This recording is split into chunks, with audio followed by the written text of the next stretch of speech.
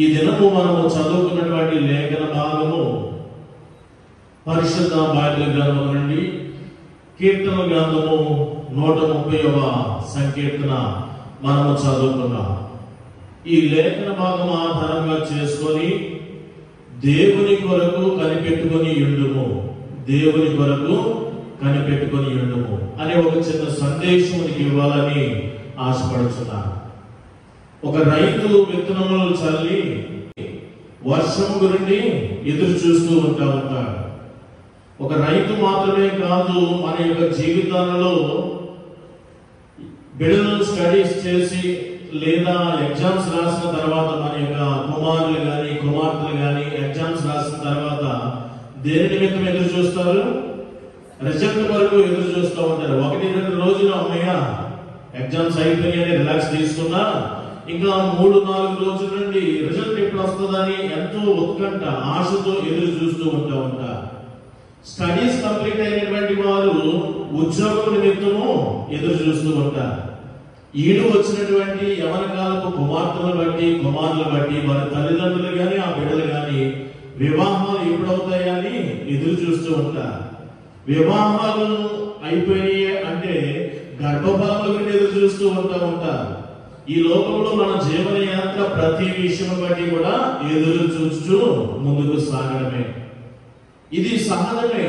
కానీ వీటికంటే దేవుని బిడ్డలు ఈ అన్ని విషయాల గురించి ఎదురు చూచే కంటే దేవుని కొరకు ఎదురు చూచి ఆ జీవిత విధానంలో ముందుకు సాగడము మెరుగైనది.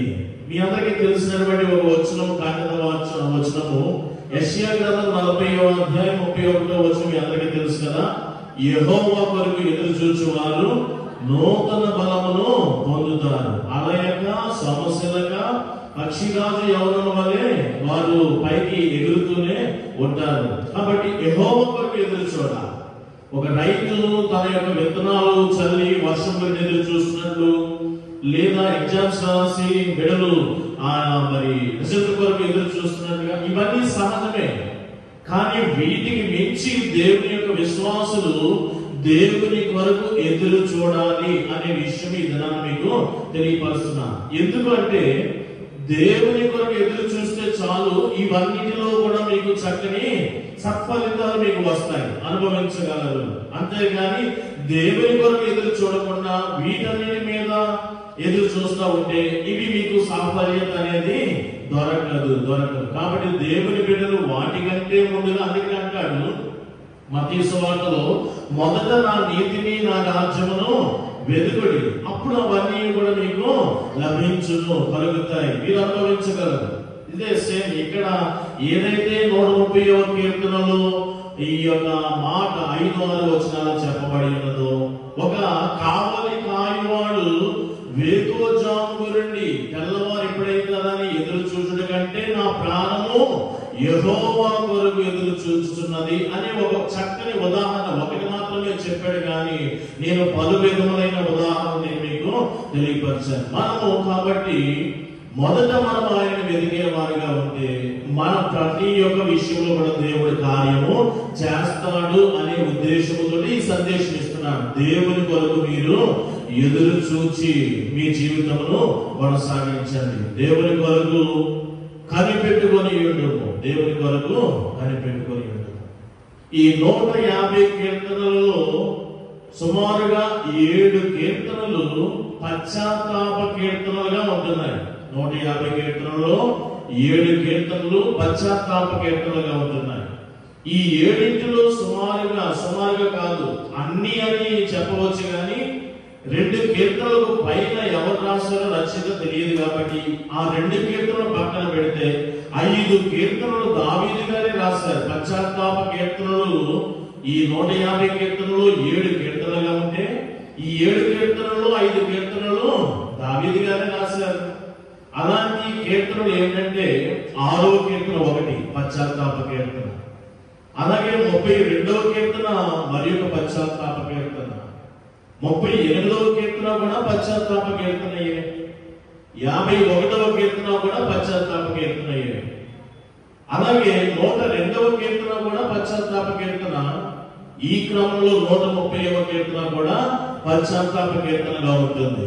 ఫైనల్ గా 7వది 143వ కీర్తన కూడా పశ్చాత్తాప కీర్తన. ఈ 7 కీర్తనలు కూడా పశ్చాత్తాప కీర్తనలుగా పిలువబడుతూ ఉంటాయి. ఈ దినాన 130వ కీర్తన మనము ధ్యానం చేయడానికి ఒక అంశం పెట్టుకున్నాం. దేవుని కొరకు కనిపెట్టుకొని ఉండుము అనే విషయం. దేవుని కొరకు కనిపెట్టుకొని ఉండుము అనే ఈ అంశం ద్వారా ఈ యొక్క కీర్తనను మీకు తెలియపరుస్తున్నాను. దీన్ని ముందుగా విభజిస్తున్నాను. ఆసక్తి కలిగిన వారు 8 వచనాలు ఉన్నాయి కదా, ఒక 4 పార్ట్స్ గా నేను మీకు తెలియపరుస్తున్నాను. మొదటి 2 వచనాలు కూడా భక్తుని యొక్క ఆక్రందన. భక్తుని యొక్క ఆక్రందన. ఉదాహరణకి అప్పుడప్పుడు ఇలాంటి సంఘటనలు మీకు కనబడతాయి.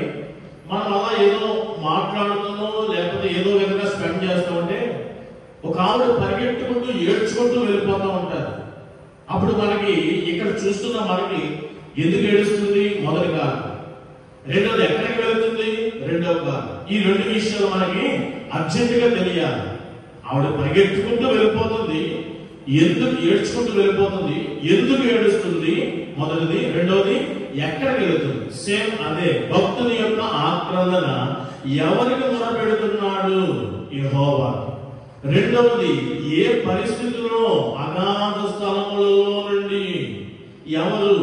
భక్తుడు. అక్కడ ఇక్కడ భక్తుని యొక్క ఆక్రందన ఏమిటో మొదటి 2 వచనాలలో మనకి కనబడుతున్నారు. 3, 4 వచనాలలో మనము చూసినట్లయితే అతని యొక్క పశ్చాత్తాపం కనబడుచున్నది. దేవుని ఎదుట అతని పశ్చాత్తాపం. ప్రభువా, నువ్వు గాని ఒకసారి నన్ను చెక్ చేస్తే గనక, నీవు నన్ను నిదానించి చూస్తే గనక నీ ఎదుట ఎవడనో కూడా నిలవబడలేడు, నేను పాపిని అన్నట్టుగా తన పశ్చాత్తాపంతో అతడు దేవుని ఎదుట తనను తాను మరి కనపరుచుకుంటున్నాడు దేవునికి. ఇది 3, 4 వచనాలు. 5, 6 వచనాలలో దేవుని సముఖములో అతని ప్రవర్తన, దేవుని సన్నిధిలో అతని యొక్క ప్రవర్తన ఏమిటంటే, ఏం చేస్తున్నాడు వాడు అంటే అలాగా ఆలోచిస్తున్నాడండి అంట కదా. అలాగా దేవుని సన్నిధిలో ఈ భక్తుని యొక్క ప్రవర్తన ఎలా ఉన్నదంటే కనిపెట్టుకొని ఉన్నాడు. అతని ప్రవర్తన ఏంటంటే కనిపెట్టుకొని ఉన్నాడు. దాని మీదే కొన్ని మాటలు నేను మీకు తెలియపరచాలనుకుంటున్నాను. ఇక మిగిలిన 7, 8 వచనాలు దేవుని నుండి ఇతరులు ఎక్స్పెక్ట్ చేసినటువంటి అంశం, అతని ఆశ ఏమిటో అక్కడ చెప్పబడి ఉన్నది. ఇప్పుడు మళ్ళా 5, 6 వచనాలు మనం మొదలు పెడతాం.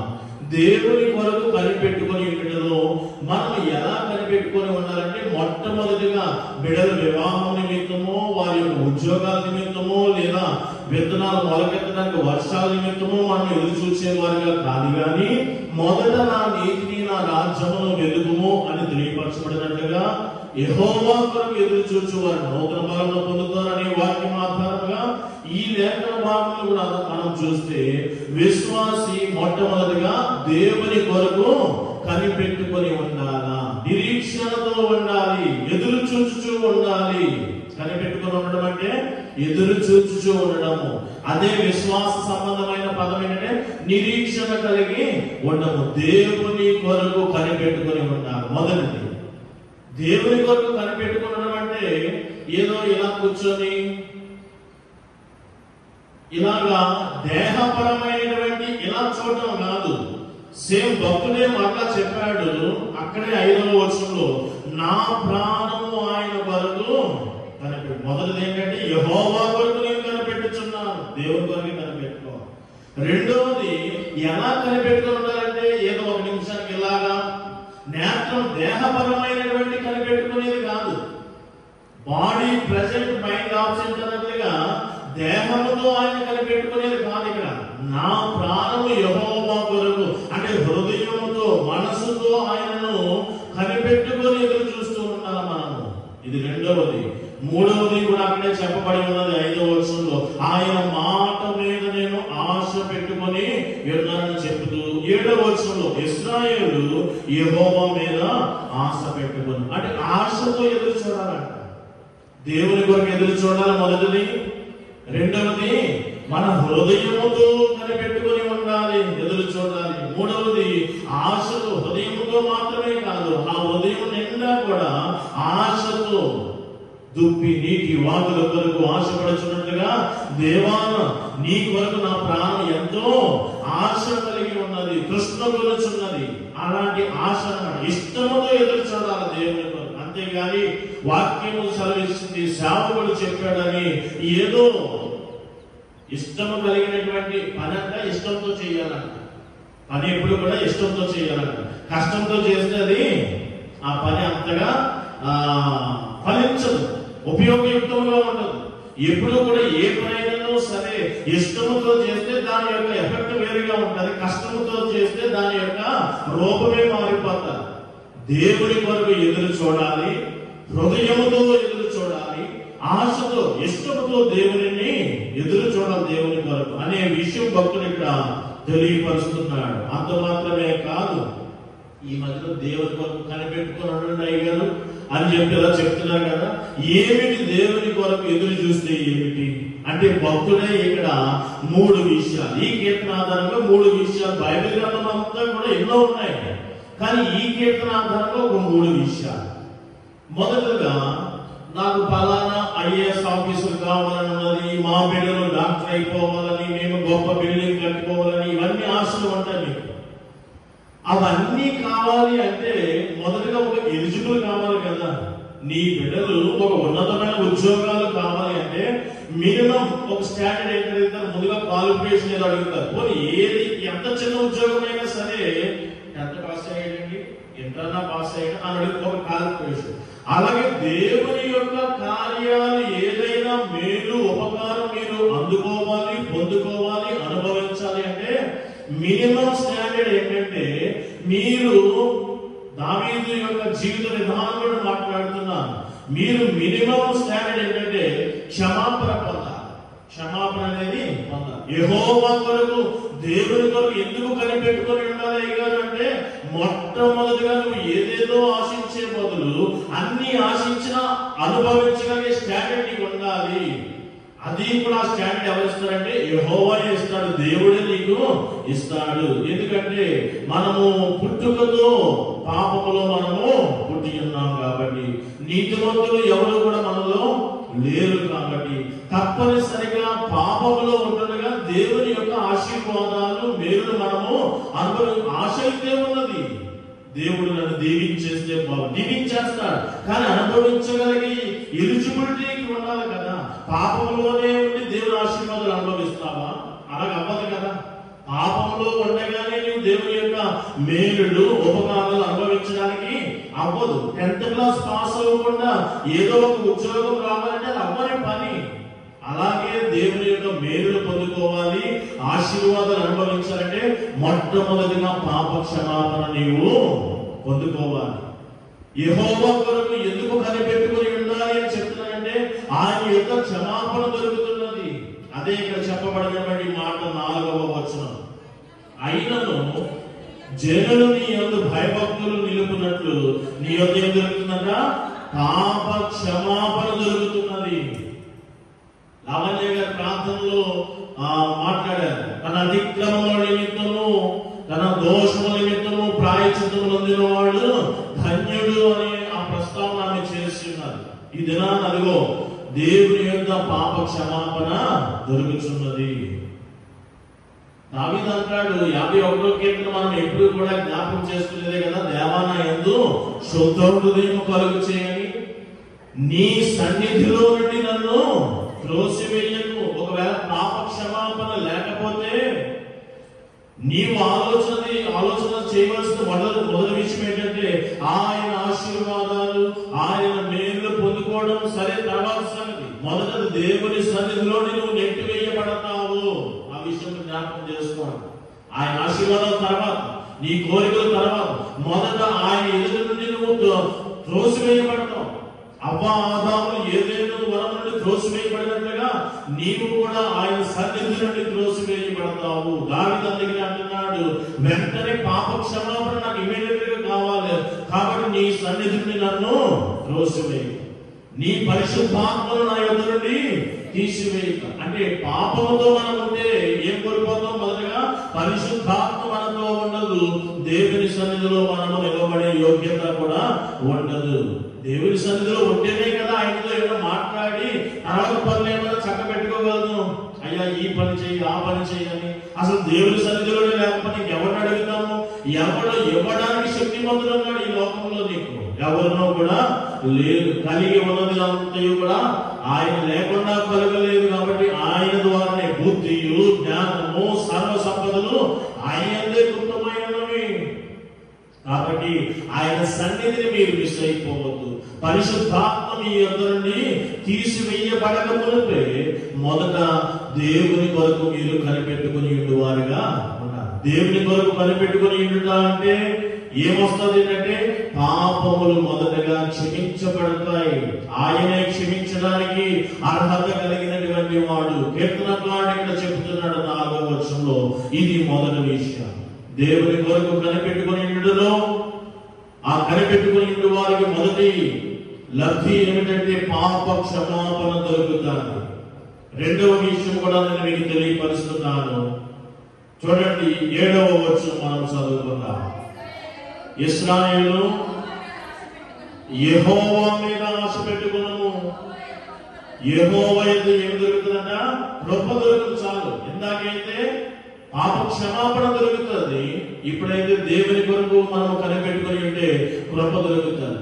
మీరందరూ కూడా ఏం కోరుకుంటారంటే, ప్రభువా నా బిడ్డలకి వివాహం చెయ్యి, లేదా నా బిడ్డలకి గర్భఫలం దయచేయి, లేదా నా గృహ నిర్మాణము నిర్మించబడాలి, ఆరోగ్యాలు అని ఇలాగా పలానా పర్టికులర్ ఏదో ఇష్యూ దేవుని ఎదురు ఉంచుతారు, అంతే కదా. కానీ నేనేమంటున్నానంటే, పలానా పర్టికులర్ ఇష్యూ ప్రార్థించే కంటే దేవా నీ కృపలో నన్ను జ్ఞాపకం చేసుకుంటే ఆయన కృప ఉంటే సరిపోతుంది కదా. అన్ని విషయాలు కూడా సాల్వ్ అయిపోతాయి కదమ్మా.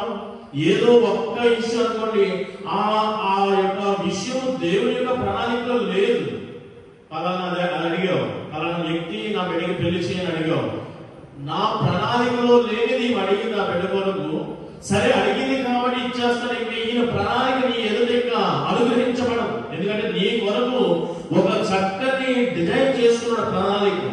నువ్వేమంటున్నావు అంటే ఆయన చిత్తానుసారంగా ఆయన ప్రణాళికలో ఆయన కృపను పడకపోయి నువ్వేమంటున్నావు అంటే పలానా వ్యక్తిని ఈ తండ్రి అంటున్నావు, లేదా పలానా ఉద్యోగం ఈ తండ్రి అంటున్నావు, పలానా స్థలంలో ఇల్లు ఈ తండ్రి అంటున్నావు. అంటే ఆల్రెడీ దేవుని చిత్త ప్రకారం కాకుండా నీ ఇష్ట ప్రకారం ఒకటి అడిగేస్తావు. కాబట్టి దేవుని కృప నీకు అందించబడి నీ కార్యం ఒకవేళ చేస్తే చెయ్యను కాక, కానీ అంతా ఇచ్చినా సరే జకేకి అంతా ఉన్నది, కానీ అంతట్లో ఏమీ లేదు, సమాధానం లేదు. అదే దేవుని కృప ఉంటే అంతా ఉన్నా లేకపోయినా అంతా సమాధానమే ఉంటారు.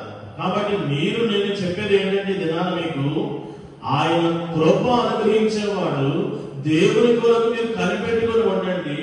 ఎందుకంటే ఆయన కృప కొరకు మీరు కనిపెట్టుకున్నారు. ఆకాశం కంటే ఎత్తైనటువంటి ఆయన కృప. పెద్ద పెద్ద భక్తులే ఏమి కోరుకోలేదు తెలుసా? ఐగుప్తు ధనమును మోసే కోరుకోలేదు. ఎందుకో తెలుసా? ప్రతి 90వ సంకీర్తనలో ఉదయమున నీ కృపతో మమ్మలను చాలా అన్నాడు. అంతే. ఐగుప్తు ధనము కూడా వద్దండి, ఉదయమున నీ కృపతో మమ్మల్ని తృప్తిపరచు. దావీదు కూడా సింహాసనం ఎప్పుడు కోరుకోలేదు. ఏమన్నాడో తెలుసా? ఆయన యొక్క ఆశ కృపా చిరకాలము నేను యెహోవాలో నివసించాల, కృపాక్షేమములే, నీ కృప ఉంటే నాకు చాలు. దావీదు లాంటి వాడే కృప కోరుకున్నాడు, కానీ ఇంకేదో కోరుకోలేదు. పౌలు లాంటి వాడే ఏం కోరుకున్నాడంటే నీ కృప నాకు చాలు. మరి నువ్వేంటి పలానాది ఏదో పిన్ పాయింట్ గా పలానా వ్యక్తి, పలానా ఉద్యోగము, పలానా ఇష్యూ, ఇది దీనిలో నీ సహాయం లేదు. విశ్వాసి నువ్వు అడగవలసిన తీరేంటంటే నీ కృప నాకు అనుగ్రహించాలి. ఈ దినం వెళ్తున్నాను, నీ కృప చొప్పున నన్ను నడిపించు చాలు. అంతేగాని పలానా ట్రైన్ దొరకాలి, పలానా టయానికి అక్కడ ఉండాలి, పలానా వారు నాతో మంచిగా మాట్లాడాలి, ఇలాంటి నీ యొక్క ఉద్దేశం ఆయన ఎదురు పెట్టి జరగాలని కోరుకోవద్దు. నీ కృప చొప్పున నన్ను నడిపించు చాలు. ఇంకంతా కూడా విజయత, సఫలత, సమాధానం నీకు దొరుకుతారు. ఇది మనం నేర్చుకోవాలి. ఇదంటున్నాడు దేవుని కొరకు కనిపెట్టుకుని ఉండటం వలన ఆయన కృప మనకి అనుగ్రహించబడతారు. ఇది రెండవ విషయం. మూడవ విషయం కూడా నేను మీకు తెలియపరుస్తున్నాను. దాని కిందనే ఉన్నది. ఆయన యొక్క సంపూర్ణ విమోచన మనకి దొరుకుతుంది. అంటే సంపూర్ణ అనే పదం దగ్గర మేము ఆలోచించాలంటే ఈ లోకపరమైనటువంటి విషయాల్లో కాదు విమోచన. ఆల్రెడీ మనము ఆ కృపలో అన్ని కూడా పొందుకుంటాం. ఇంకేమిటి సంపూర్ణ విమోచన దొరుకుతుందంటే దేవుని కొరకు కనిపెట్టుకుని ఉండడం వలన మరణములో నుండి జీవములోకి సంపూర్ణ విమోచన. ఈ లోకపరమైన అన్ని విషయాల నుండి మనము విమోచింపబడిన వారముగా. 10 మంది కన్యకలు చూడండి, 10 మంది కన్యకలు పెళ్లి కుమారుడు కనిపెట్టుకుని ఉండడానికే వెళ్ళారు. వారు 10 మందిలో 5 మంది మాత్రమే ఆయన యొక్క రాకను గుర్తించి వెంటనే ఎదుర్కోవడానికి ముందుకు సాగిపోయారు. 5 మంది బుద్ధి లేనటువంటి వారిగా సిద్ధపాటు లేకుండా ఆయన రాకను కనిపెట్టలేని స్థితిలో ఆయన ఎదుర్కొనే కలేజ లేక తలలో ఉంచుకొని బయటన ఉండిపోవలసిన పరిస్థితి. ఇది అలాగ ఆయన కొరకు కనిపెట్టుకుని ఉంటే సంపూర్ణ విమోచన అంటే ఈ లోకపరమైన జీవిత విషయాలన్నిటి నుండి కూడా అపవాది బంధకములన్నిటి నుండి కూడా నిన్ను విమోచించి సంపూర్ణం ఇంకేమీ లేదు, మిగిలి ఉన్నది ఏమీ కూడా లేదు. ఏ బంధకము కూడా నిన్ను బంధించడానికి ఛాన్స్ లేదు. మరణములో నుండి జీవములోకి నిన్ను నడిపించేస్తాడు కాబట్టి ఆయన కొరకు మీరు కనిపెట్టుకొని ఉండాలి. ఇది ఈ చిన్న సందేశము నేను మీకు ఇవ్వడానికి ఈ 130వ సంకీర్తన నేను మీకు చదివినిపించాను. కాబట్టి దేవుని కొరకు మీరు కనిపెట్టుకొని ఉండండి. దేవుని కొరకు కనిపెట్టుకొని ఉండండి. ఎలా కనిపెట్టుకొని ఉంటారు? 5వ వచనం చెప్పారు, మిగిలిన విషయాల మీద కనిపెట్టుకొని ఉండడం కాదు, దేవుని కొరకే కనిపెట్టుకొని ఉండాలి. మొదటిది. రెండోది, హృదయపూర్వకంగా లేదా మనసంతా నిగ్రహం చేసుకొని ఆయన కనిపెట్టుకోవాలి. రెండవది. మూడవది, ఆశతో అంటే ఇష్టంతో ఆయన కొరకు ఎదురు చూడాలి, కనిపెట్టుకొని ఉండాలి. ఇలా కనిపెట్టుకొని ఉంటే ఏమి జరుగుతుంది? మొదటిగా పాప క్షమాపణ మనకు ఆయన దగ్గర దొరుకుతుంది. రెండవది, ఆయన దగ్గర కృప దొరుకుతున్నది. మూడవది, మనకి ఏం దొరుకుతున్నది? సంపూర్ణ విమోచన దొరుకుతున్నది. బైబిల్ అంతగా తిరిగితే చాలా విషయాలు ఉన్నాయి. అవన్నీ అంటే ఒక వచనం ఏదైనా చదువుకుంటే ఉదాహరణకి ఇది కాకుండా ఇంకేమైనా 37వ సంకీర్తన 34వ వచనం ఒకసారి చూసుకొని మనం ముగించుకుందాం. 37వ సంకీర్తన 34వ వచనం సహాయం చేయండి. ఎవరు? యెహోవా కొరకు కనిపెట్టుకొని ఉండము, ఆయన మార్గమును అనుసరించము, భూమిని స్వతంత్రించుకున్నట్లుగా ఆయన నిన్ను ఏం చేస్తాడంట?